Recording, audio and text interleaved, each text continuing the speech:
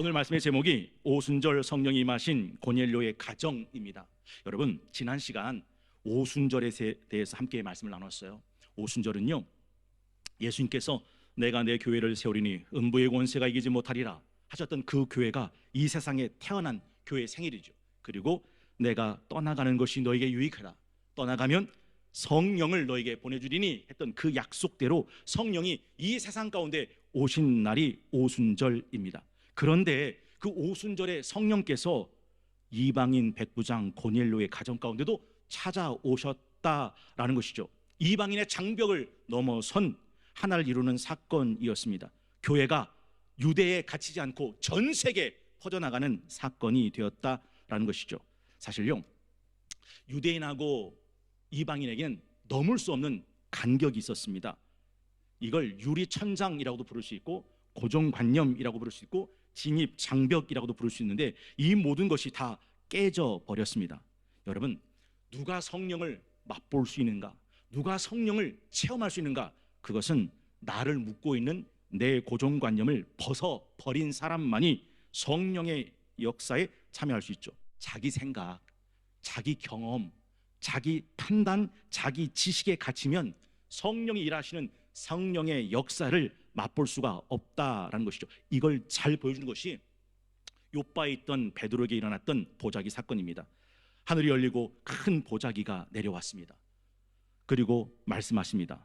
베드로야, 이 보자기에 있는 것을 잡아 먹으라. 가만히 봤더니 부정한 음식들입니다. 비늘이 없거나 굽이 갈라지지 않은 것들은 먹지 않는 것이 유대의 율법이었기 때문에, 그래서 부정한 것은 내가 먹어본 적이 없습니다 라고 거절하죠. 그때 하나님께서는 하나님이 깨끗하다 하신 것을 사람이 속되다 하지 말라라고 말씀하시고 이 환상이 3번이나 반복됩니다. 그리고 난 다음에 베드로는 이 환상이 무슨 뜻인가 골몰하게 생각하게 됩니다. 그때 이방인 백부장 고넬료가 보낸 사람들이 베드로를 찾아왔습니다. 19절에 보면 이렇게 되어 있거든요. 여러분, 성경을 갖고 오신 분은 보실 수 있겠습니다. 베드로가 그 환상에 대하여 생각할 때에 성령께서 그에게 말씀하시되 두 사람이 너를 찾으니 일어나 내려가 의심하지 말고 함께 가라. 내가 그들을 보내었느니라 하시니, 원래 당대 유대인들은요, 이방인들하고는 상종을 하지 않았습니다. 하나님께서는 베드로에게 이방인도 차별하지 말라고 하는 하나님의 뜻을 가르치기 위해서 이 환상을 보여주셨더라라는 것이죠. 그리고 베드로는 고넬료가 보낸 집에 가서 복음을 전했고, 고넬료의 가족과 지인들과 친지들에게도 오순절의 성령과 동일한 성령이 임했다라고 하는 것이 오늘 이 사도행전 10장의 전체 내용입니다. 예수님은 성령을 우리를 진리 가운데로 인도하시는 분이라고 말씀하셨습니다. 유대인들은 이방인들은 하나님의 버린 사람들이라고 생각했지만, 아니, 이방인은 하나님의 버린 사람이 아니라 하나님이 깨끗하다라고 말씀하신다라고 하는 것을 가르쳐 주셨습니다. 제가 이 말씀을 굳이 드리는 이유는 성령을 자기 생각으로 제한하면 성령의 감동, 성령의 역사를 참여할 수가 없다라는 것이죠. 사실 고넬료의 한 가정, 이방인의 가정에 성령 삼위일체 하나님께서 직접 찾아오셨다는 것은 엄청난 사건이 아닐 수 없습니다. 어떻게 고넬료의 가정에 이런 일이 일어났던 것일까요? 첫째, 고넬료 가정은요, 이 영적인 것을 자기의 삶의 루틴이 뭐예요? 일상적인 습관이 되게 만든 가정이었다라는 것이죠. 여러분, 성경을 갖고 계신 분은 10장 1절로 가보면 이렇게 시작됩니다. 가이사랴에 고넬료라 하는 사람이 있으니 이달리아 부대라 하는 군대의 백부장이라. 그런데 그가 어떤 사람인지를 2절은 이렇게 말씀합니다. 그가 경건하여 온 집안과 더불어 하나님을 경외하며 백성을 많이 구제하고 하나님께 항상 기도하더니 라고 되어 있습니다. 여기서 놓치지 말 건, 그가 경건한 사람이었고 하나님을 경외하는 사람이었고 백성을 많이 구제한 사람이었고 하나님께 기도한 사람이었는데, 이게 어쩌다 가뭄에 콩나듯이 아니라 항상 기도하던 사람이었다라는 사실입니다. 여러분, 되는 사람과 안 되는 사람의 차이가 뭔지 아세요? 그렇습니다. 이 항상성입니다. 여러분, 우리는 어쩌다가 한 번은 그렇게 할 수 있어요. 히브리서 6장 4절, 한 번 빛을 받고 하늘의 은사를 맛보고 성령에 참여한 바 되고, 한 번이에요. 하나님의 선한 말씀과 내세의 능력을 맛보고도 타락한 자들은 8절의 마지막은 이렇게 끝납니다. 그런 사람은 마지막은 불사름이 되리라. 하나님의 일, 경건한 일, 영적인 일, 그게 고넬료에겐 항상 일상 루틴이 되었다라는 것이죠. 고넬료의 가정, 하나님의 일과 경건한 일이 자신의 삶에 항상 일상의 습관, 루틴이 되게 만들었다. 여러분, 신앙생활하는 사람들 가만히 보십시오. 어쩌다 보면 굉장히 열심히 합니다. 근데 가까이 보니까 언젠간 또 사라졌어요. 왜요? 시험 들은 거예요. 감탄고토. 뭐예요? 달면 삼킵니다. 자기 기분이 나면 열심히 합니다. 근데 자기 기분에 안 맞으면 언제 그러냐는 듯이 달면 삼키고 쓰면 뱉어버리는 거죠. 하나님의 사람은 한 번 하는 사람이 아니라 늘 항상 하는 사람입니다. 그래서 환난과 핍박 중에도 진짜 하나님의 사람은 그 신앙을 지킨다라는 것이죠. 두 번째, 그에게는 민첩한 순종이 있었다라는 것이죠. 이런 고넬료를 천사가 찾아오는 환상을 봅니다. 고넬료의 기도와 구제가 하나님 앞에 상달되었고 기억하신 바가 되었다. 그런데 너한테 한 가지 부족한 것이 있어. 너는 그리스도의 피 묻은 복음의 말씀을 들어야 돼. 그걸 요바에 있는 베드로에게 청해서 들어라 라는 말을 합니다. 그래서 5절에 보니까 이렇게 돼 있죠. 네가 지금 사람들을 요바에 보내어 베드로라 하는 시몬을 청해라. 그는 무두장이 시몬의 집에 유숙하니 그 집은 해변에 있다 하더라. 그리고 7절에 보니까 마침, 성경을 갖고 오신 분은 직접 눈으로 확인하실 수 있겠습니다. 마침 말하던 천사가 떠남에 고넬료가 집안 하인들과 부하 가운데 경건한 사람 하나를 불러서 이 일을 다 이루고 요바로 뭐하니라? 보내니라. 왜요? 천사가 그렇게 말씀했잖아요. 요바에 가서 베드로를 청하라고. 그 말이 떨어지기가 무섭게 고넬료는 자기 집 사람들을 보내서 요바로 가게 만들었다. Promptness is a sign of respect. 민첩함은 존경의 상징입니다. 베드로는 보자기 환상 순종함으로 실행하고 고넬료 가정을 만나고 나서야 비로소 깨닫게 되었다라는 것도 잊으시면 안 된다라는 거죠. 여러분, 감동받은 사람들이 이 고넬료가 어떻게 순종했는지 오늘 본문을 그렇게 말하고 있죠. 그런데 베드로도 이 순종에 순종합니다. 여러분, 베드로는 아까도 말한 것처럼 내가 부정한 음식은 먹지 않습니다. 그들은 이방인하고 절대 상종을 하지 않던 사람인데 그 환상을 보고 난 다음에 고넬료가 보낸 하인이 찾아왔을 때 기꺼이 그 하인을 따라서 이방인 백부장 고넬료 집에 찾아왔더라. 고넬료도 그렇고 베드로도 그렇고 성령의 감동에 그 환상에 즉각적으로 순종하는 민첩한 사람이었다는 것을 우린 기억할 필요가 있습니다. 19절 볼까요? 성경을 갖고 계신 분은 직접 확인하실 수 있겠습니다.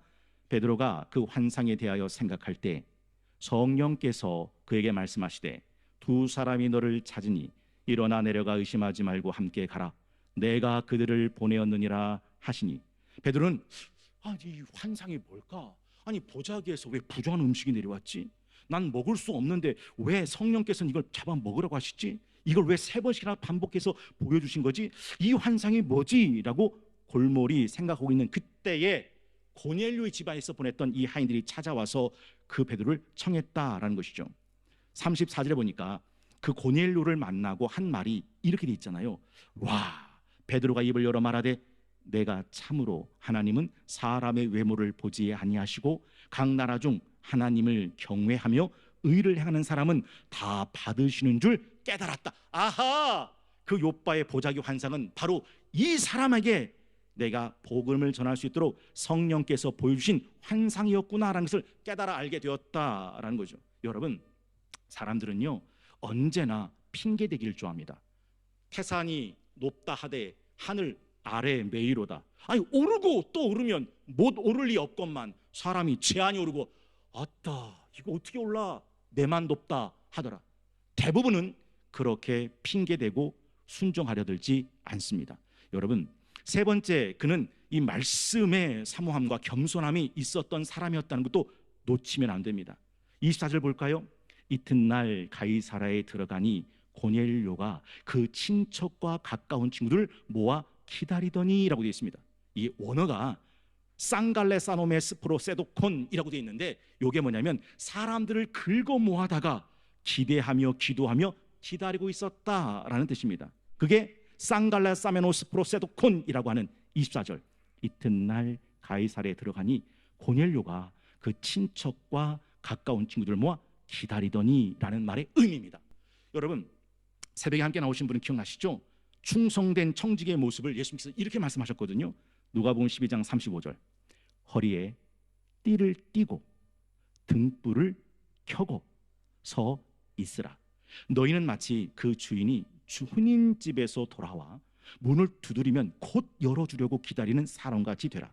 주인이 와서 깨어 있는 것을 보면 그 종들은 복이 있으리로다. 내가 진실로 너에게 이르노니 주인이 띠를 띠고 종들을 자리에 앉히고 나와서 수종들리라. 주인이 혹 2경 밤 9시에서 12시를 말합니다. 혹 3경 12시에서 새벽 3시를 말합니다.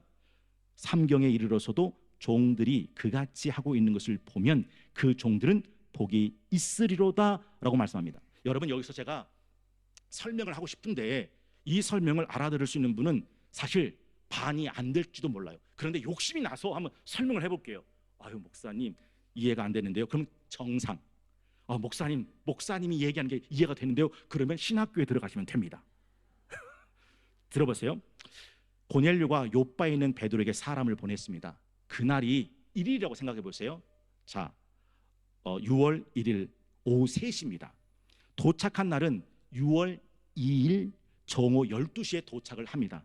그런데 베드로가 그들과 함께 고넬료가 있는 가이사랴에 바로 출발하지 않고 그들이 여독이 있으니까 아이고 여기까지 오는데 고생하셨습니다 하고 하루를 유숙하게 됩니다. 그러니까 6월 3일이 됐죠. 그런데 6월 3일 날 출발하자 도착한 것은 고넬료에게 도착한 것은 6월 4일 오후 3시에 도착하게 됩니다. 그러니까 고넬료는 자기가 사람을 보내고 난 다음에 베드로를 4일 만에 만나게 됩니다. 그런데 베드로가 도착했을 때 고넬료의 집엔 이미 가족과 친척과 지인들이 다 모여 있었다라고 성경 말합니다. 그럼 궁금하지 않습니까? 도대체 언제 가족과 친척과 지인들을 불러 모았을까요? 적어도 하루 전 이전에는 분명히 모았던 사람입니다.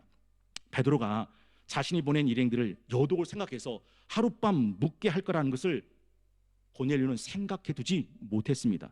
그래서 이미 베드로가 도착했을 땐 모든 게 다 세팅되어 있었더라. 여러분 기억하셔야 돼요. 베드로가 도착하니까 자, 사람들 좀 불러다 모아라. 우리 친척 있지, 우리 지인들 있지, 우리 가족들 있지. 그때서 부랴부랴 불러 모은 게 아니라 베드로가 언제 올지 모르지만 그때 왔을 땐 이미 친척, 지인, 가족들이 다 한가운데 불려져 모아져 있었다. 이게 고넬료가 얼마나 충성된 종이 아까 말씀드렸죠. 어떻게 서 있으라? 허리에 띠를 띠고. 어떻게 서 있으라? 등불을 켜고. 어떻게 서 있으라? 문 곁에 서서. 어떻게 서 있어라? 주인이 문을 두드리면 예 주인님 하고 대기하고 있는 것처럼 서 있어라. 그렇게 주인이 서 있는 걸 보면 그 종은 복이 있으리니 주인이 띠를 띠고 그 종에게 수종들리라. 여러분, 고넬료의 집에 성령 하나님이 직접 찾아오셨다라고 할 때 이 고넬료가 얼마나 충성되고 성실한 종이었는지를 우리는 여실히 알 수 있다라는 것이죠. 다시 한번 누가복음 12장 35절. 허리에 띠를 띠고 등불을 켜고 서 있어라. 너희는 마치 그 주인이 혼인집에서 돌아와 문을 두드리면 곧 열어주려고 기다리는 사람과 같이 되라. 주인이 와서 깨어있는 것을 보면 그 종들은 복이 있으리로다. 내가 진실로 너에게 이르노니 주인이 띠를 띠고 그 종들을 자리에 앉히고 나와 수종들리라. 주인이 혹 2경에나 혹 3경에 이르러서도 종들이 그같이 하고 있는 것을 보면 그 종들은 복이 있다라는 것이죠. 어제 지난 금요일 날 금요 성령 기도회 때 우리가 기가 막힌 말씀 함께 나눴잖아요. 불의 선지자 엘리야보다 갑절의 성령의 역사를 받은 엘리사가 다른 수많은 선지생들이 아니라 왜 엘리사에게 갑절의 성령의 역사에 임했는가? 엘리사는 그 갑절의 성령의 역사를 누구보다 사모했습니다. 엘리야가 길갈로 가면 길갈로 따라 나섭니다. 엘리야가 베델로 가면 베델까지 따라 붙습니다.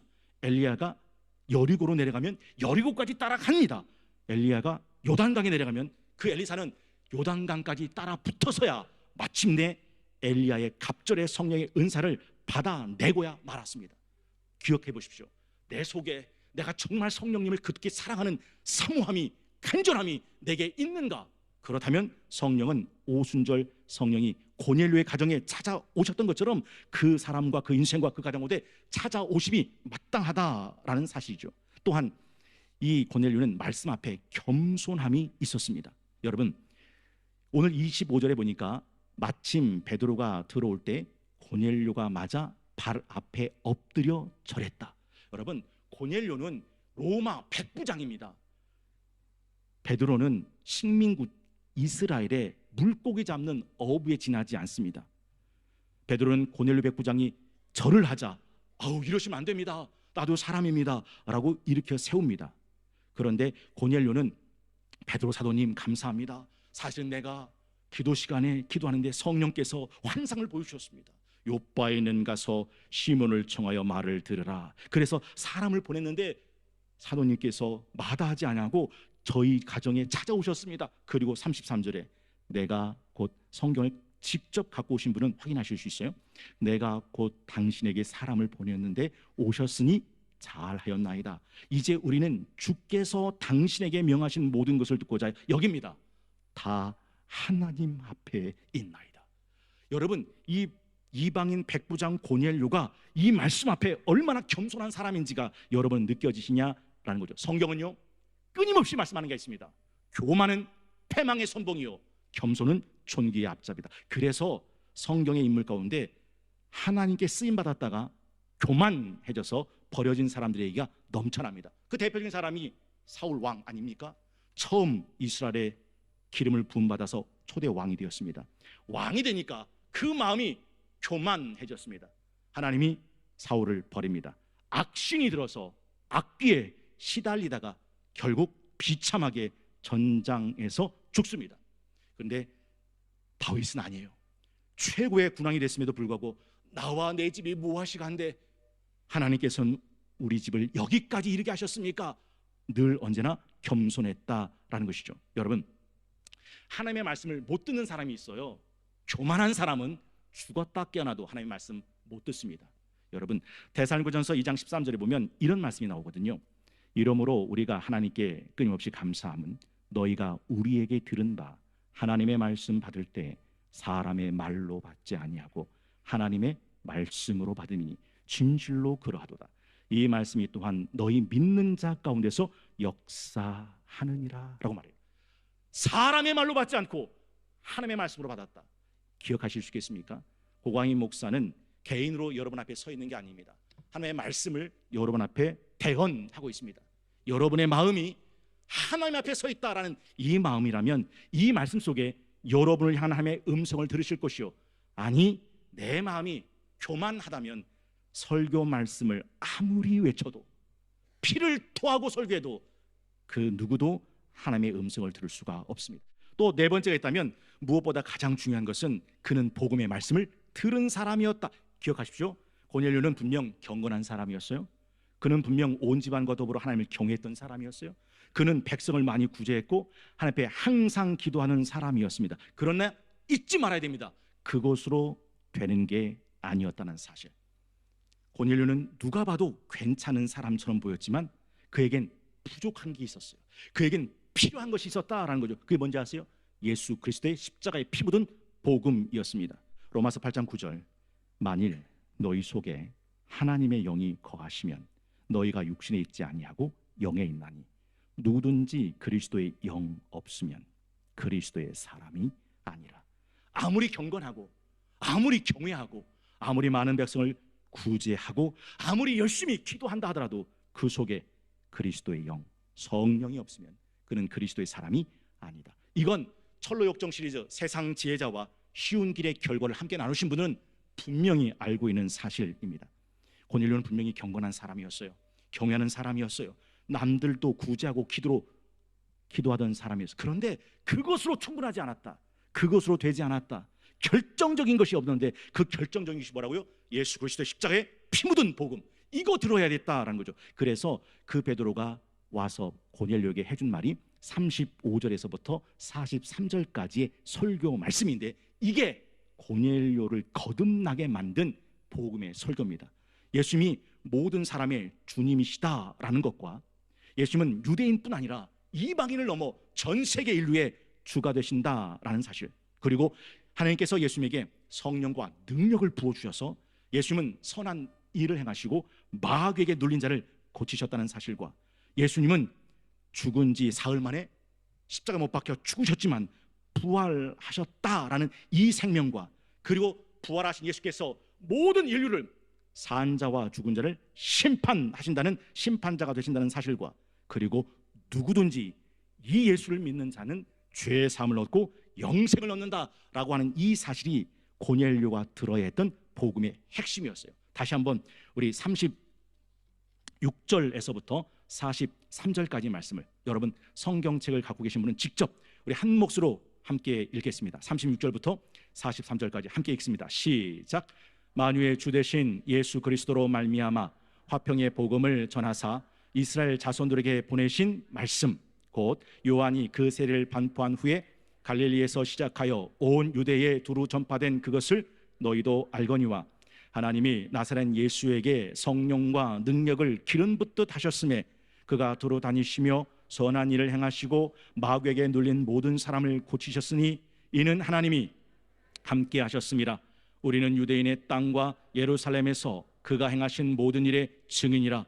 그를 그들이 나무에 달아 죽였으나 하나님이 사흘 만에 다시 살리사 나타내시되 모든 백성에게 하신 것이 아니요 오직 미리 택하신 증인 곧 죽은 자 가운데서 부활하신 후 그를 모시고 음식을 먹은 우리에게 하신 것이라.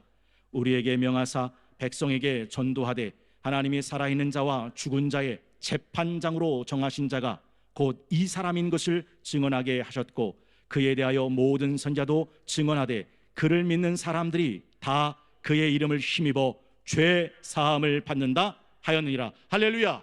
이 복음이 고넬료가 반드시 들어야 했던 복음의 말씀이었다라는 사실이죠. 오늘 본문에 보면 이 성령 받은 고넬료의 가정이 47절에 보면 이렇게 돼 있어요. 이에 베드로가 이르되 이 사람들이 우리와 같이 성령을 받았으니, 우리와 같이 성령이 뭐예요? 오순절 그 성령을 받았다.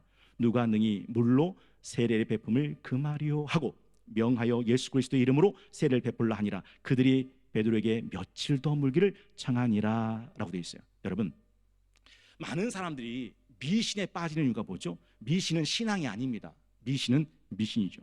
사람들이 점집에 가서 무당에 굿할 때 그들이 원하는 것은 그 신의 뜻이 아니라 그 능력을 가지고 자신의 소원이나 욕망을 이루면 그뿐입니다. 그러면 끝납니다.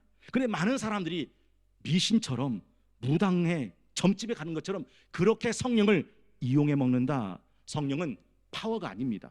에너지가 아닙니다. 능력이 아닙니다. 물론 에너지와 파워와 능력과 영향력이 있긴 합니다. 그러나 그걸 가지고 자기 소원 성취나 욕망을 이루는 도구로 쓰는 것은 성령에 대한 모독입니다. 기억나시죠? 새벽에 함께 나누신 분, 너희는 성령을 근심케 하지 말라. 성령은 능력이기 전에 살아계신 인격 하나님이시죠. 그래서 능력과 힘과 권능과 파워보다 더 중요한 것은 인격으로 나오시는 성령님을 모셔드리는 것이다 라는 거죠. 디모데후서 2장 20절, 큰 집에는 금그릇과 은그릇뿐 아니라 나무 그릇과 질그릇도 있어 귀하게 쓰는 것도 있고 천하게 쓰는 것도 있다. 그러므로 누구든지 이런 것에서 자기 깨끗하게 하면 귀하게 쓰는 그릇이 되어 거룩하고 주인의 쓰심이 합당하며 모든 선한 일에 준비함이 되리라. 또한 너는 청년의 정욕을 피하고 주를 깨끗한 마음으로 부르는 자들과 함께 의와 믿음과 사랑과 평을 따르라. 5월 31일 가정의 달을 지나 새로운 6월로 들어가는 주일 아침에 오순절 성령이 임하신 고넬료의 가정이란 제목으로 말씀을 나눴습니다. 여러분, 어찌 5월만이 가정의 달이라 할 수 있겠습니까? 1년 12달 365일 모든 달 모든 날들이 가정의 달이요 가정의 날이 아니겠습니까? 하나님이, 그 지존하신 하나님이 성령께서 왜 고넬료의 가정에 찾아오셨을까요? 고넬료의 가정은 영적인 것이 자신의 삶의 루틴이 되는 가정이었어요. 고넬료는 하나님의 말씀에 민첩한 순종이 있는 가정이었어요. 그는 말씀에 대한 사모함과 겸손함이 있었습니다. 그리고 그는 십자가에 피 묻은 복음에 자신의 영혼을 올려놓습니다. 그리고 성령은 그 말씀 들을 때 오순절의 성령이 고넬료 가정 가운데 찾아오셨다라는 거죠. 여러분, 저는 오늘 이 사모하는 마음을 가지고 하나님 앞에 간절히 기도하는 시간을 갖기를 원합니다.